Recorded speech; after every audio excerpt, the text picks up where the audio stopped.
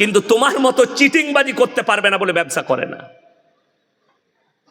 আপনি আপনাদের ইলেম বাজারে হাট আছে, এক একটা পাইকারকে দেখবেন এত বড় আল্লাহর ওলি, কি বুঝলেন, বলে গরুটা 28,000 টাকা দাম, না গো ওটা 22-এ হবে না।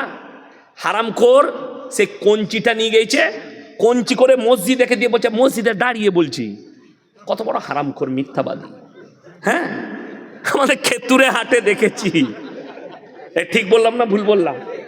আরে আমি নিজে ইলেমবাজার হাটে এইছি, কুরবানির সময় দেখেছি যে এক মালকে আমাকে বলছে মৌলী সাহেব মসজিদ আছে, কসম করে বলছে কিনেছি 18-তে, আর তার পাশের মালটা বলছে ও 15-ই কিনেছে।